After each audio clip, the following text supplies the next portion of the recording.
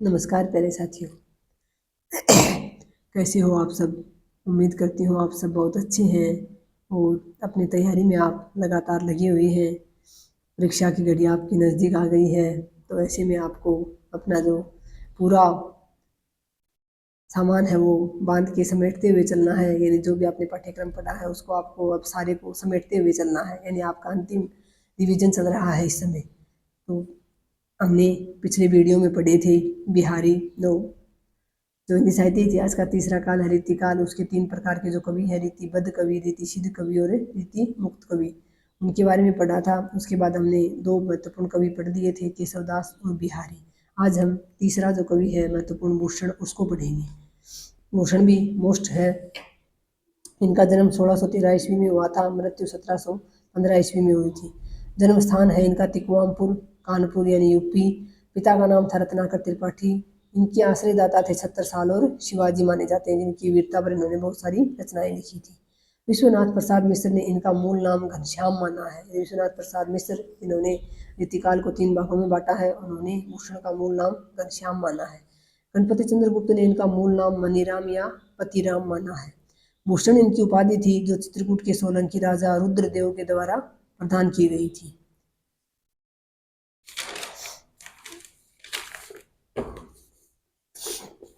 इनकी प्रमुख रचनाएं हैं शिवराज भूषण, शिवा बावनी, छत्रसाल दशक, भूषण उल्लास, दूषण उल्लास, भूषण हजारा, छंदो हृदय प्रकाश और अलंकार प्रकाश। तो शिवराज भूषण, शिवा बावनी और छत्रसाल दशक तो इनकी अति महत्वपूर्ण रचनाएं हैं। उसके बाद भूषण इसमें नाम आ जाता है, दूषण इसमें आ जाता है, फिर इसमें भूषण आ गया, तो ये आपको याद रखनी है, भूषण की रचनाएं हैं। इसके बाद अलंकार प्रकाश रचना भी इनकी महत्वपूर्ण मान सकते हैं। उसके बाद शिवराज भूषण इनकी रचना है। इनकी सर्वाधिक सर्वप्रसिद्ध रचना मानी जाती है शिवराज भूषण। यह एक अलंकार ग्रंथ है। इसमें 105 अलंकारों का वर्णन किया गया है। इन अलंकारों के लक्षण दोहा छंद में और उदाहरण सवैया छंद में दिए गए हैं। यानी जो अलंकार है उनके लक्षण तो दोहा छंद के माध्यम से बताए हैं और फिर उदाहरण सवैया छंद में प्रस्तुत किए हैं। एक अलंकार ग्रंथ है शिवराज भूषण। इस रचना में 99 अर्थालंकार, 4 शब्दालंकार और 1 चित्र अलंकार और 1 संकर अलंकार है। यानी 105 हो गई। 105 अलंकारों का इसमें प्रयोग किया गया है। छत्रसाल दशक विरुदावली रचना महाराज छत्रसाल के यश वर्णन में लिखी गई है। भूषण रीतिकाल के राष्ट्र कवि माने जाते हैं।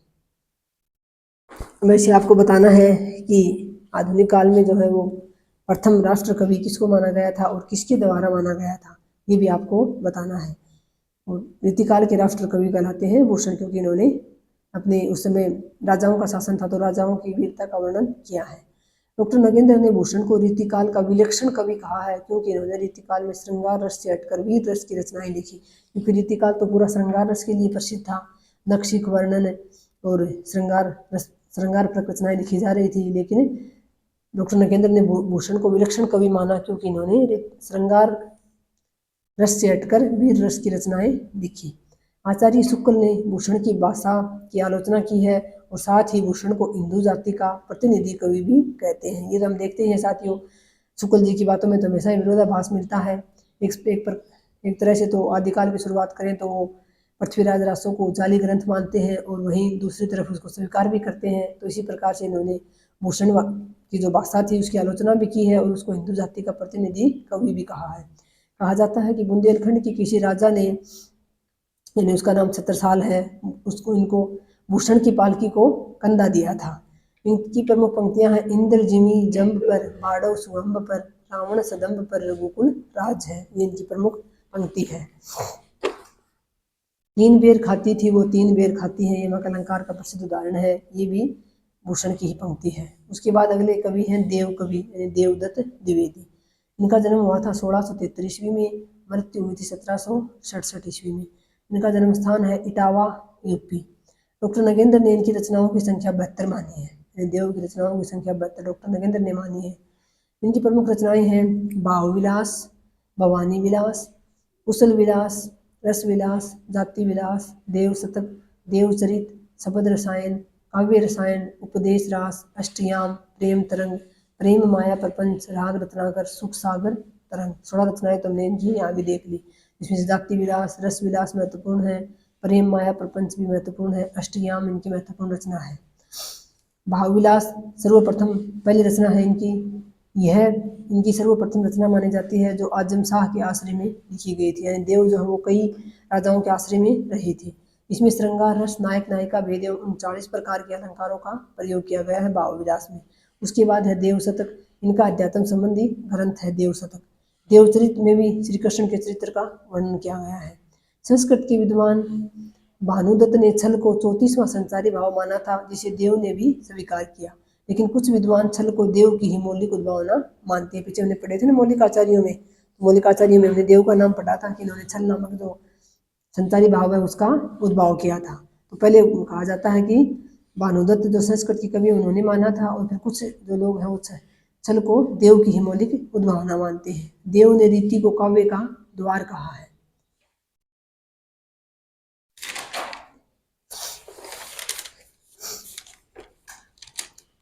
देव ने अभिधा शब्द शक्ति को सर्वश्रेष्ठ माना है। अभिधा उत्तम काव्य है, मध्य लक्षणाहीन, अधम व्यंजना रस विरस, उल्टी कहत नवीन। यानी ये प्रसिद्ध रचना है। तीनों जो शब्द शक्ति है अभिधा, उसके बारे में जो देव की परिभाषा है, देव ने शब्द शक्ति की परिभाषा नहीं सॉरी अभिधा को उत्तम शब्द शक्ति मानते हुए ये लिखी थी। देव ने श्रृंगार को ही एकमात्र रस माना है। उन्होंने भवानी विलास में लिखा है, बोली कहत नव रस सुकवि सकल मूल श्रृंगार। ये जो नौ रस थे पहले, अब 11 हैं। उन 9 रसों को में से एक को ही माना है देव ने, श्रृंगार रस को ही एकमात्र रस माना है। कहते हैं बोली कहत, यानी भूल करते हैं जो बाकी के सुकवि हैं वो 9 रस मानते हैं। सकल मूल श्रृंगार, यानी सभी रसों का मूल एक ही है, श्रृंगार रस। देव रीतिकाल के मौलिक उद्भाव का आचार्य माने जाते हैं। देव की रचनाओं में दोहराव की प्रवृत्ति पाई जाती है। जितनी सारी रचनाएं लिखी हैं तो उनमें दोहराव की प्रवृत्ति पाना तो स्वाभाविक है। भारतेंदु हरिश्चंद्र देव राधा वल्लभ संप्रदाय के प्रवर्तक हित हरिवंश के प्रबल अनुयायी माने जाते हैं। ये बात हमारे भारतेंदु जी ने कही है कि राधा वल्लभ संप्रदाय था उसके अनुयायी थे, हित हरिवंश के अनुयायी थे देव।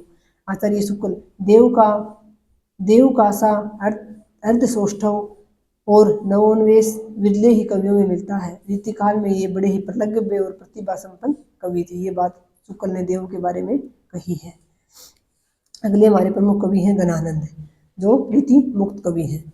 जन्म 1673 ईस्वी में, मृत्यु 1760 ईस्वी में। ये भी अति महत्वपूर्ण कवि हैं। इनकी रचना भी कई बार या अक्सर ही पूछी जाती है।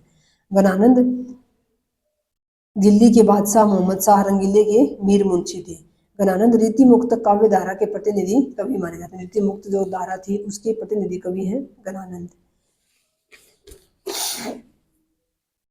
इनकी प्रमुख रचनाएं हैं सुजान सागर, विरह लीला, लोकसार या कोकसार, दोनों नाम मिलते हैं इसके। रस केलीवली, कृपा कांड, सुजान हित, गणानंद कवि, प्रीति पावस और इश्क लता। ये इश्क लता और एक रचना और आएगी इश्क नामा। ये एक जैसी सी रचनाएं हैं, इसलिए इनमें कई बार कंफ्यूज हो जाता है, तो आपको याद रखनी है। गणानंद की है इश्क लता, सुजान सागर मोस्ट है, विरह लीला मोस्ट है और लोकसार इनकी मोस्ट रचना है।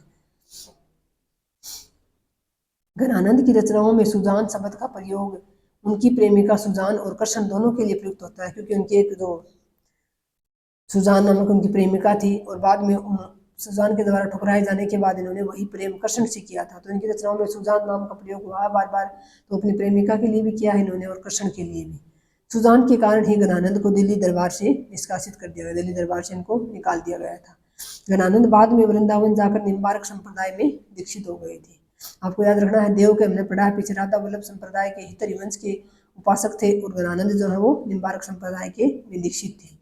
विरह की प्रधानता के कारण इनको रस की साक्षात मूर्ति और लाक्षणिक मूर्तिमता कहा जाता है। इन्होंने इनकी रचनाओं में विरह की प्रधानता है, क्योंकि अपनी प्रेमिका से बिछड़ गए थे तो उनके विरह में रचनाएं लिखी हैं, तो इसके कारण इनको रस की साक्षात मूर्ति और लाक्षणिक मूर्तिमता कहा जाता है। गणानंद को प्रेम की पीर का कवि भी कहा जाता है। प्रेम की जो यातना थी, जो कष्ट मिला था, इनको उसका कवि भी कहा जाता है। रामधारी सिंह दिनकर, विरह तो गणानंद की पूंजी ठहरा। यानी ये बात रामधारी सिंह दिनकर ने लिखी है कि विरह यानी जो अपनी प्रेमिका से बिछड़ने का जो विरह था, जो वियोग था, वो तो गणानंद की क्या था, पूंजी था। गणानंद खुद अपने आंसुओं से रोते थे, किराए के आंसुओं से नहीं। ये बात भी रामधारी सिंह दिनकर ने कही है कि गणानंद को जो दुख था वो खुद का अपना था, अपने आंसुओं से रोते थे, किराए के आंसुओं से नहीं। गणानंद ग्रंथावली का संपादन विश्वनाथ प्रसाद मिश्र ने किया था। ब्रजनाथ ने कहा है, समूझे कविता घन आनंद हिम ही आखिन नेह की पीर तकी। ये रचना जो ब्रजनाथ ने कही है गणानंद के बारे में। हमें याद रखनी है रचना। एक बार कई साल पहले इस परीक्षा में भी आई हुई है रचना।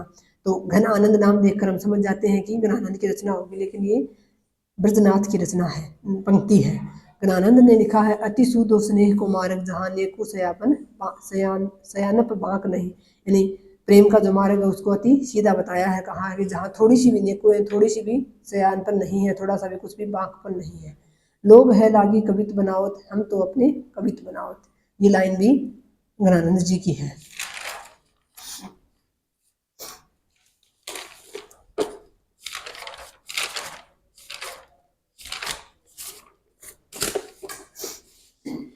आचार्य शुक्ल ने ज्ञानानंद के बारे में क्या कहा है, प्रेम मार्ग का ऐसा धीर और प्रवीण पथिक तथा जवादानी का ऐसा दावा करने वाला ब्रज भाषा का दूसरा कवि नहीं हुआ है।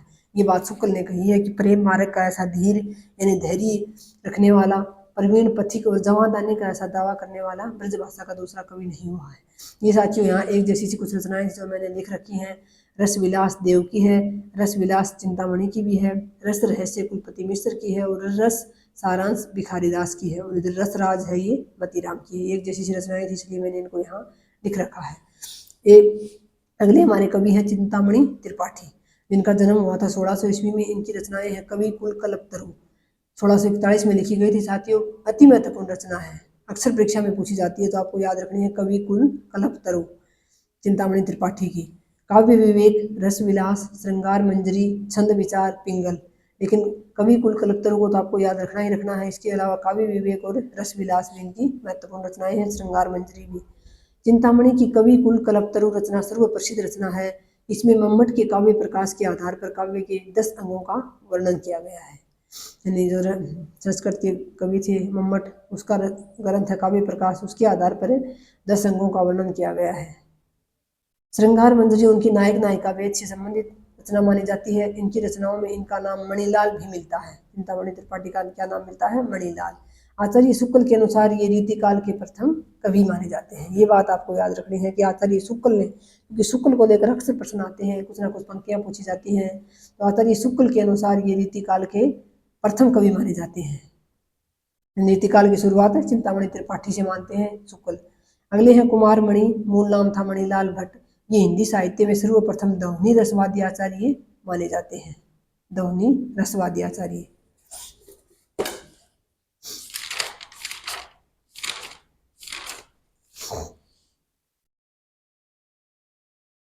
इनकी रसिक रसाल रचना में काव्य के विविध अंगों का वर्णन किया गया है। इनकी रसिक रंजन रचना में संस्कृत साहित्य की सूक्तियों का संग्रह किया गया है। अगले कवि हैं हमारे कुलपति मिश्र, जन्म 1660 ईस्वी। ये बिहारी के भांजे माने जाते हैं। कुलपति मिश्र जो बिहारी प्रमुख कवि हैं, रीतिकाल के प्रतिनिधि कवि भी हैं, उनके भांजे थे। ये जयपुर के राजा राम सिंह के दरबार में रहा करते थे। इनकी प्रमुख रचनाएं हैं रस रहस्य, संग्राम सागर, नखशिख, दुर्गा भक्ति, चंद्रिका और मुक्ति त्रिंगिणी। रस रहस्य इनकी सबसे महत्वपूर्ण रचना है कुलपति मिश्र की।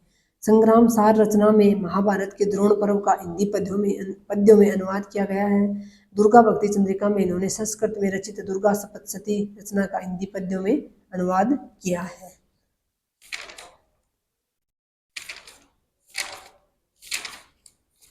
ये हमारे कवि हो गए साथियों।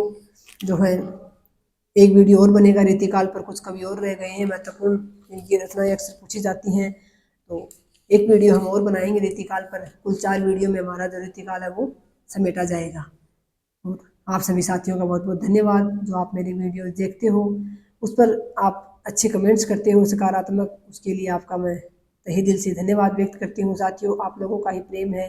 कुछ साथी हैं जो मुझे समझते हैं, हमेशा कमेंट्स करते हैं, और बाकी तो साथियों आपको पता ही है कुछ ऐसे भी होते हैं टांग खींचने वाले, जिनको हम खुश रहते हैं हम कामयाब हो गए हैं इस बात की, कुछ लोगों को बर्दाश्त भी नहीं होता है, सहन भी नहीं होता है, तो साथियों कुछ ना कुछ नेगेटिव भी लिखते रहते हैं। लेकिन उस नेगेटिव पर बोलकर साथियों हम उस गंदगी में नहीं पड़ना चाहते। इसलिए आप सभी लोगों को विश्वास है, आप सभी लोग मुझे समझते हैं, आप सभी लोग ही मेरी प्रेरणा है।